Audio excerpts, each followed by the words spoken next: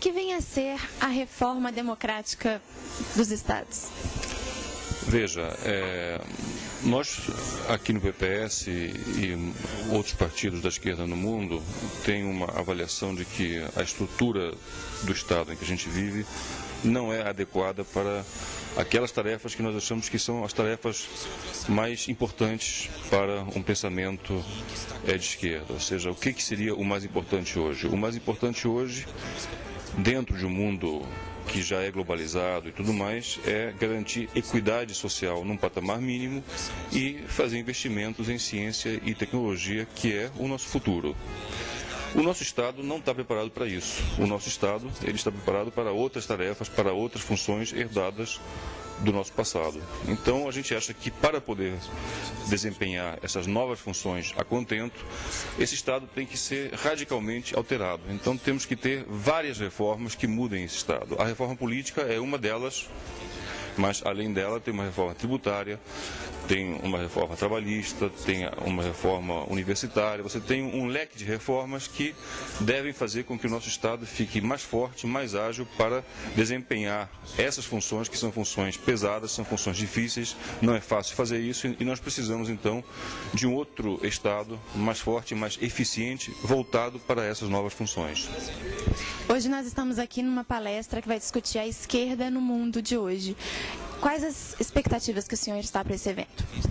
Bom, eu acho que o Paulo, que vai fazer a nossa palestra, é uma pessoa extremamente preparada. Acho que ele vai lançar ideias bem interessantes. Acho que a discussão vai ser muito rica hoje aqui, não é? A gente já iniciou essa discussão há 15 dias atrás, em outro sábado aqui, a gente já discutiu um pouco isso e hoje eu acho que ele vai aprofundar os pontos que foram já levantados na última reunião. Professor, como o PPS está pensando nessa reforma democrática? Bom, o PPS está discutindo os vários aspectos dessa reforma, né? Na questão da reforma política, nós temos já bastante discussão acumulada e nós consideramos que essa reforma tem que acontecer, ou seja, o nosso sistema político hoje está bastante viciado.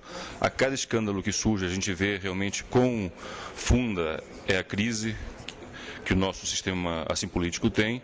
Então a gente acha que realmente tem que se mudar tanto a opção que está em discussão hoje, que é mudar o sistema eleitoral para um sistema de listas fechadas, quanto a proposta alternativa, que é a do voto distrital misto, são alternativas melhores do que o sistema que nós temos hoje, que é o sistema de voto proporcional em listas abertas, que é o sistema que está na raiz de toda essa crise política que a gente vive, ou seja, é um sistema que torna difícil ao presidente fazer uma base de apoio ampla, que torna difícil a ligação dos eleitores com os seus próprios representantes, é um sistema que torna os partidos políticos fracos. Então, esse é um dos aspectos dessa reforma onde nós avançamos mais a nossa discussão.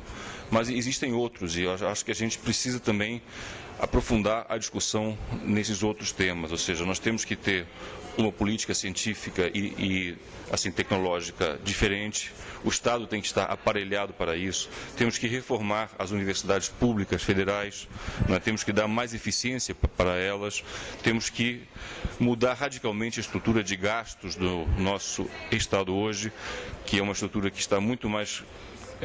Os nossos gastos estão muito mais concentrados na área de custeio e pouco investimento.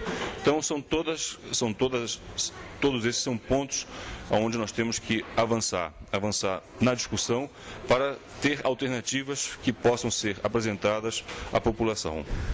A reestruturação da máquina pública é um item que vai fazer diferença nessa reforma? Sem dúvida, ou seja, ao lado da reforma então política, sobre a qual a gente já falou, e das outras reformas, a reforma administrativa é fundamental. Ou seja, nós temos que ter um Estado mais forte, mais eficiente, mais ágil. Um Estado que gaste menos recursos públicos e possa produzir mais. E isso se aplica a todas as áreas, não é? Agora, essa reforma administrativa ela está vinculada indissoluvelmente a reforma da política. Por quê? Porque hoje em dia, no nosso atual sistema, o presidente ou o prefeito ou o intergovernador pode nomear até o 5º escalão, ou seja, o nosso presidente tem 20 mil cargos públicos à disposição e esses cargos são assim, usados como moeda de troca para poder formar e consolidar a base de apoio. Em outros países, o número de cargos que o presidente pode assim dispor para ele mesmo nomear é muito menor. Os norte-americanos têm 2 mil cargos, 3 mil cargos, então a burocracia é muito mais forte e o serviço público é mais, vamos dizer assim, eficiente do que entre nós, onde a cada novo presidente você muda um monte de cargos em DAS, chefia, etc, etc. Então a reforma administrativa também é fundamental, é uma parte fundamental das reformas democráticas do Estado.